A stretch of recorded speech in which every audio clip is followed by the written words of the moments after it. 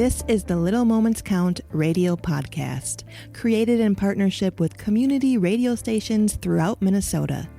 Each episode, you'll hear interviews with early childhood experts on how to support the important brain development that takes place in the first 1,000 days of life, just through little moments every day. Learn more at littlemomentscount.org/podcast. It's a good day to be Indigenous. Get up, stand up. They are going to become more brutal. Couldn't cut, hitting cut again. Because all the hippies were trying to be Indians anyway. They're going to become more repressive because it's a matter of dollars and their illusionary concepts of power. Hey, Victor. We must live in balance with the earth. And also with recent happenings at Wounded Knee. I am awake. Welcome to Native Roots Radio presents I'm Awake, and I'm your host, Wakanja Hade. Hey, Kadagi to all my friends and relatives in four directions. You are listening to Native Roots Radio presents I'm Awake, and we discuss local and national Native news and events. And as you know, Native issues are human issues, and human issues are Native issues. And this portion of the show is brought to you by Little Moments Count. Little Moments Count is a statewide collaborative focused on helping parents and caregivers learn about the importance of brain development in the first 3 years of life. For more information, you can visit littlemomentscount.org. Thank you, Ogama. Hey, we are having an exciting show today, and we're going to have Brooke LaFloe on. And I'm telling you, this young person does a lot in the community. I see her everywhere, and I'm really pleased to have her on. Native Roots Radio's in partnership with Little Moments Count to inform people that nearly 80% of brain growth happens in the first 1,000 days of life, and really small moments of interaction like talking, playing, reading, and singing help to create those pathways and build children's brain development during this early stage of life. You can visit littlemomentscount.org for more information, and we have a wonderful guest on as part of that partnership tonight, Robert. We certainly do. Brooke LaFloe, Turtle Mountain Band of Chippewa, Indigenous educator and entrepreneur. Brooke, I want to read your bio here because this is super impressive, and I've wanted you on the show for many years, and I'm so glad that you're on. But Brooke, you grew up in the Twin Cities and is an educator and entrepreneur and facilitates the growth of local Indigenous economies. Brooke was born into the Eagle Clan and descends from the Bear Clan. Her academic background includes Tulane University Bachelor's of Science of Neuroscience and Anthropology and La Jolla University of Maryland's Master's in Education and 2 Associate Montessori AMI diplomas in Assistance in Infancy, Birth 3 years, Primary 3 to 6 years. Brooke has 5 years of experience in educational material making and many years of beadwork sewing. I'm out of breath, Brooke. I'm so happy you're here. Welcome. Bonjour. Miigwech for having me on today, Mr. Pilot. Oh, you don't have to call me Mr. Well, you can call me Mr. Pilot. No, I'm just kidding. I appreciate you and, and what you do for the community. I want to jump in right away now after that, because, again, I'm really impressed with you. I watch what you're doing. You're working with artists. You're doing all these things in the community. I see you all over. But let's talk about the Montessori teaching methods and why are they similar to traditional Indigenous ways of teaching, or are they? Yeah, so I got to study the Montessori method from birth through 6. And prior to that, I was a neuroscience major. So just some context there. The brain science and the neuroscience has been really validating the Montessori method. The method itself is about 100 years old. It came from a woman named Maria Montessori, of European descent, but she was a woman when women weren't doctors. She traveled the world before, airfare was affordable for most people. She's worked with children all around the world. She worked with the untouchables in India. She's been in the Americas and Africa. when she developed this method. So I say that, and in some ways, when I was reading her methodology, I was like, she must have had a Native person in her corner telling her things, because, in one way she talks about children having a spiritual embryo and having a spiritual being a spiritual being. And that was one of the first things I've learned as an Indigenous person, right, is that our children come right from the spirit world. We don't pick our children; those spirits pick us. So just to think of a educational pedagogy of thinking of beyond just the mind and the physical realm that we live in, right? But thinking that children have spiritual beings that also need to be nourished was one of the first things that I've noticed about the Montessori method, and how it was a little bit more compatible with Indigenous ways of being, as opposed to this the current approach we've had, which hasn't changed in 100 years either, which is based on the factory workers, right? The factory worker model. And so Montessori is very different. It's more individualistic. It's meeting the gifts of that exact child. It's following the child. The child has so much potential in their brain already. And there's just a lot of ways that I have been able to study the method and then use it as a tool, not as the end all be all solution for Indigenous education, but use the method as a tool to deliver a more culturally appropriate education, because it's a lot more compatible with our ways than, the contemporary education of sitting in a chair for 8 hours and being talked at. Yeah. Well, and I was lucky too, because what I was teaching was a pretty hands-on class, and all the things that people told me that I was lazy about when I had kids teaching kids. There's term for it now. It's relearning by teaching. And those things that I know that you've dug in deep. And in Montessori schools, does everybody there have to speak the language all the time, or is it kind of certain parts? So Montessori is a big advocate of dual language, bilingual language learners. So again, this is where it's compatible with Indigenous ways of revitalizing our languages. And the brain science supports all of that, right? Like the more languages the more brain activity you're going to have. So Montessori is a tool that you can deliver a full immersion classroom, right? So you would typically have one teacher that speaks one language, and then another teacher that only speaks the alternative language that you're trying to teach, whether that be Lakota, Ojibwe, Spanish, right? There's even in the Twin Cities, we had even a Hmong immersion Montessori here. So you typically have the two reference points of two different languages in a full immersion classroom, and those kids are getting both languages at the same time, and they're not really expected, right? You follow the child in early childhood. They're not tested. They're not expected to pick up one or the other. Their brain is just so absorbent. They're absorbing it in those years, right? As they are just being in the environment and being with their teachers. And they will start to produce, and that's another thing in our language comprehension and language production is two different areas of the brain as well.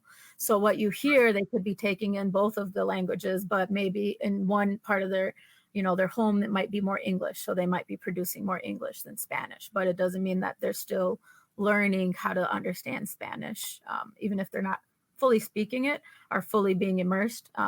But the method, again, it's a high proponent of dual language learning and bilingualism. So that's crazy. Wendy and I have two godchildren that are Spanish, and the father speaks Spanish. The mother speaks Spanish fluently too. She's a counselor in St. Paul Public Schools. And the amazing thing that I didn't know is they didn't speak for a long time when they were babies, because they were absorbing both the languages. And then once they spoke, they knew both of them.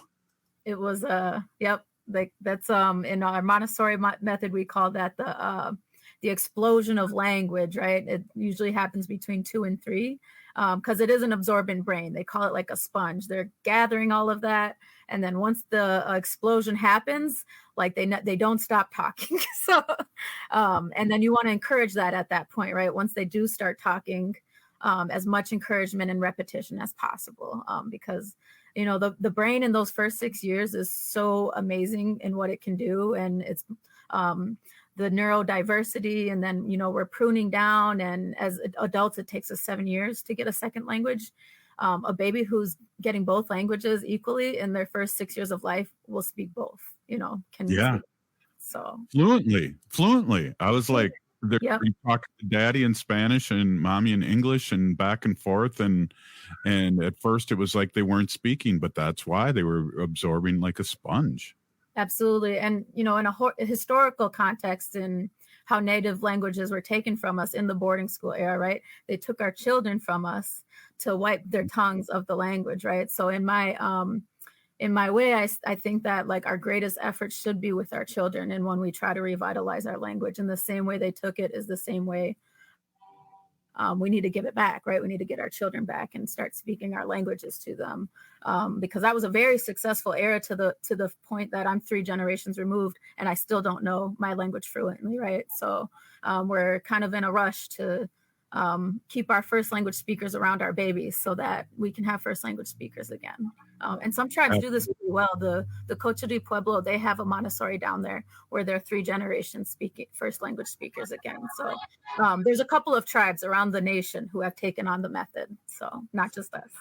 From your time teaching at a Montessori center, what did you learn about how children talk about race and their culture? What have you learned about that?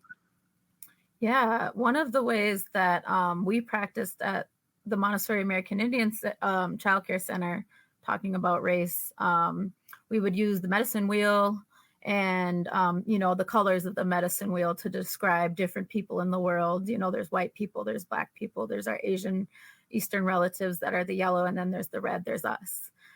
So that was kind of the extent that we would just say that there's different people in the world. We look different, right? We are different colors. And that's just part of all being in the circle and all being part of the world. As we were an intertribal school here in the city. So as we kind of get even further into that method with our Native children and even biracial children, right? Because in the cities, our Native children look many ways. Our Native children are bilingual. They are half Spanish. They are half Black. We just talk about our tribes, right? And if children do know what tribe they come from, they can say that. We tell them to ask their parents so that they can have conversations at home about where they come from, and who they are and who their people are. So if they know their reservation, we encourage them to say that, their specific tribe. If they only know their Anishinaabe and Dakota, that we encourage that. So we take the conversation about race and racism even deeper within our own little community, because we're intersectional now. We have biracial children and bilingual. We're bilingual in many ways.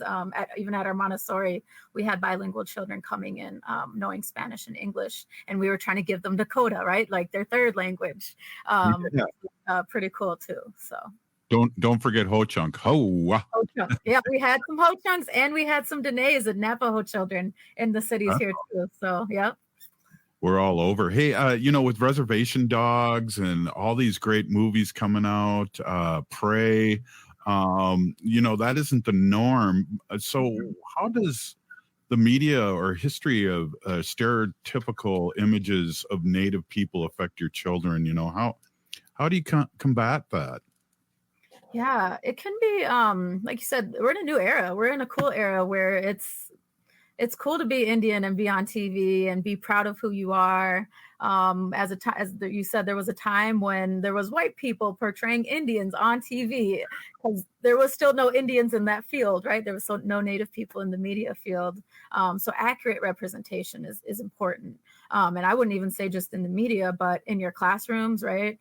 It's in politics. In Minnesota, we've got, a Native woman at the executive level, the highest level of being a legislator.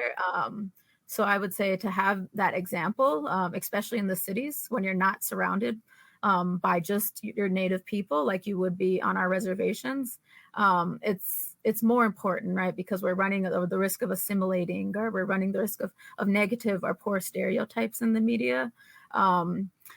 As opposed, so that's why, those positive examples are important, but also not just on TV and in media, but in real life, like in your community, in someone you can talk to every day that's older than you, that looks maybe like you, maybe doesn't look like you, but can still speak to you about your identity and your culture in a good way. So that's kind of how you combat it, because I know another way possibly too is you talk about these good things, but it's hard to show a 6-year-old reservation dogs because of the potty mouth that Bobby Wilson has and all the things that he wrote in those scripts, right? Yep.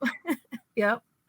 And the intergenerational model too, like we bring my little brother around these kids, and, bring young people around, bring old people around, they've got to see people of all ages doing good things. So. Right. And, I always, you mentioned Lieutenant Governor, whenever I see her or anybody, Peggy Flanagan or Mary Kunish or any of our leaders, I say, Pinigigi, thank you, because it's a great example for our kids. Mm-hmm. Absolutely. Yep. And I know you do too, because even when you were young, which is not that long ago, it was still hard to see, people that look like you doing these things. Yeah. Yeah. And we need more of us too. I think everybody in the community has a place, and there's a leader in every single one of us to step up and show, the next generation that we're contributing to our communities and our families and our societies too, outside of our Native communities, right? We're doing a lot in our societies. The tribes are like one of the number one employers in the whole state of Minnesota, if you put them together. So same in Wisconsin. Hey, we only got a couple minutes left. I want to ask you about this is something that somebody told me about. I had no idea you were making toys. What? Tell me about that. That's kind of the word for it. That would be the child word for it. I would call them learning materials. So part of the Montessori method is that there's a physical material that has an intentional learning aspect behind it. So for infants, there's a series of mobiles that help develop the eyes, from developing the color to the tracking of movements. And so a lot of those Montessori materials have been developed, and part of my work and my master's and just working in the field is making them more culturally relevant. So we turned the first mobile of dancers into like a powwow mobile. So it's not just stick figures, it's powwow dancers. And then there's a goby that we turned into a medicine wheel mobile. So using, again, the method and the ideology of the method, but making it more culturally appropriate for our children. And we've been selling those and giving those away since 2018. So about 5 years now.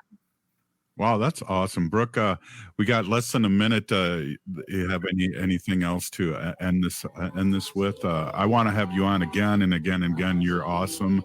And you're a doer. And I just got to say that about you. You are a doer. I see you all over the community, and that's a huge. Yeah, I just want to say, Chimi Gwich, a huge thank you for having me here today.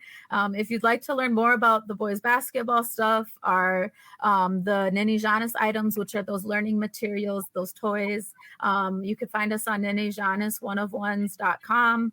That's Niniijaanis with the number 1of1s.com. And yeah, give us a shout out, support us as you can. We're a social enterprise for Indigenous children. So everything we do in a good way for our children. So, you sure do. Pinigigi, Brooke. We'll be right back after this short break. Native Roots Radio on Civic Media Network. Hey, that was what a Ogama, you're a doer. And I feel like Brooke's a doer. And Brooke is a doer. Brooke's one of my idols. She does so much. It's amazing, all the work that she does and what she's accomplished already so far. And just her work with children especially inspires me too, as a mom. I don't know if you can hear, I got my little one with the remix coming in back here. She's got a hand drum and a tiny rattle in her hand. I wish I could show you guys. Huh? We want the music. That's great. Yeah. Oh, wow. Very interesting. My friend, our godchildren, Wendy and I's godchildren, that really blew my mind when they didn't speak for a long time because their brain was getting all hooked up in different ways to be able to speak 2 languages at once. Right. And I've heard that about children who are bilingual and children who are raised in homes where there's more than one language spoken. Um, my oldest talked really early, and so did I, but I wonder if we wouldn't have both talked later, had we been exposed to another language early on in our lives. I always Right. wonder those kinds of things. And I'm not fluent in any other language. Like Brooke was saying, many of us aren't. And we need more immersion programs or bilingual programs like what Brooke was describing at the Montessori school to help bring our languages back. Well, if you've been listening to the show the last 6 years, you can kind of tell that I'm not fluent at any language. English is hard, though. I mean, English is hard. Oh, Like thank you. as an English speaker, and kind of realizing there and there and all these other weird kind of language atrocities that English has. Like, I really feel for people who are learning English as a second language, because I can't imagine trying to explain some of the subtleties and the other things that happen in our language. Well, I just want to say, too, we're really excited to partner with littlemoments.com and host these conversations every couple weeks and talk about, how they view the role of early childhood development in creating bright futures and strong communities. I mean, that's what we're all about, and they're doing it. They're doers, too. Absolutely. Yeah. And, their message is so important that 80% of all that brain growth that you have in your whole life happens in the first 1,000 days that you're alive. So you can really help your children to learn in those first few days by just using little bitty moments, when you're shopping, when you're changing a diaper, by reading a book each night. There's a really, talking to your children is really important, but there's really kind of endless ways that you can help teach your child. And if you need ideas, you can go to littlemomentscount.org. And one of the awesome things that they have on their website is a text program that I actually signed up for, even though I kind of consider myself a veteran mother. I've got a 9-year-old and now a new baby. But in the last almost 10 years, they've learned a lot more about children and, brain development. And this text program that they have at Little Moments Count sends you those ideas to remind you, hey, here's what's good to do for your baby at this age. And they go all the way up to age 5. They'll send you 2 texts a week. And it's been really great. Yeah, you and I have been talking about this. I'm not sure, but there's a we have sponsors, and there's the baby right there talking to us about coming on, and there's one that may be coming on very soon that talks about fetal alcoholism in the children and how different it is now, Ogama, that I think when you used to hear that term, you'd feel really bad for the child, but now there's ways to really it's a developmental thing, and there's ways to combat that, I guess is a way to put it. Right. And we know a lot more now too about fetal alcohol syndrome and how it's kind of on a spectrum like many other things that we know about. I apologize for the background sounds. The baby is grabbing my microphone for anybody that's listening on our podcast platforms or on the radio. But, they used to only be able to tell when a baby had fetal alcohol syndrome because of the, physical abnormalities or the delays. But now they're finding out just how little alcohol it takes, and that fetal alcohol syndrome, affects social and emotional behaviors, even when there's no physical things that are affecting the child. So we've learned a lot more about fetal alcohol syndrome in that way. And now we've learned a lot more about how to help children who, experience that in utero. And I think that's going to be really healing. It's amazing. I don't know how many people are watching this on Facebook Live or YouTube, but Ogama, I'm kind of watching what you go through 24/7. You have an older daughter, you have a husband you have to take care of, and Wendy knows all about that. And you have a little baby there that wants to grab the microphone and be on the radio show, and now she's kissing you. So it's and correct me if I'm wrong, but isn't your baby only like 7 months old? She is only 7 months old. She's She's acting like an older baby. She is definitely ahead on a few things, or, ahead. I don't know. I don't really subscribe to those scales. I only kind of keep an eye out on them just in case there's something that, my child maybe needs a little help with. And actually, she's had to be in physical therapy because she needed a little help with stuff. Her body kind of developed, her muscles weren't quite even on one side. So she was like slouching to the side and her head was turned to the side. So we've been doing physical therapy since she was about 3 months old, and she's just coming into graduating out of it now at about 7 months old. But, I try not to, like Brooke was saying, I try not to describe to all those standards and things that people try to impose on children. Children do things in their own time and with the right support. So that's what I'm trying to do.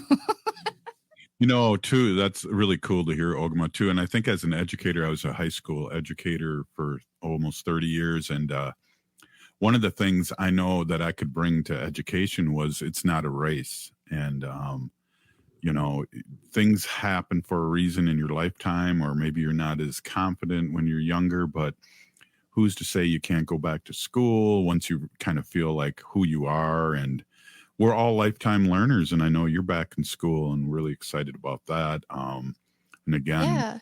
Well, and I just read something on this that was really funny the other day, that the whole idea that we have in education right now about testing, and you have a one and done kind of mentality. If you go into a trade and you're learning how to weld and you do it wrong, and you end up with air pockets in your weld, and it's not a tight weld, and they review it and they find that it's not where it needs to be. They're not going to give you a failing grade and tell you, oh, well, too bad, that's it. They're going to have you take it out and redo it a couple of times until you figure out how it's done. And when we have all of these systems of testing and those kinds of things that are happening in schools, we're teaching children basically that if I can't get it right the first time, then it's not worth me trying anymore. It's not about learning. It's about, answering to those test scores. So I really appreciate methods and schools like Montessori method and kind of those cultural or non-traditional schools that, really take the focus off of those testing and focus on children and human beings in general. Colleges have that kind of, some colleges are better at that than others, Robert? Yeah, definitely. And one thing I wanted to say too, before we end the show, Pinigigi to Brooke LaFloe, and of course, Ogama and her little baby there. Is why I like reservation dogs. Remember when they were when he was roofing his first day, and he says, well, what do I do? And he says, just watch us and and keep moving. But that's life, and it's a great analogy. Hey, I would like to end with these thoughts. If you're listening to the show, you are part of the resistance from Chief Plentycoops. The ground on which we stand on is sacred ground. It is the blood of our ancestors. We need to resist, divest, join a group, run for office like Roger Williams. We're still here. We are the 7th generation. Free Leonard Peltier now. Thanks for listening to the Little Moments Count radio podcast in partnership with community radio stations throughout Minnesota. You can find the Little Moments Count radio podcast wherever you get your podcasts and at littlemomentscount.org/podcast.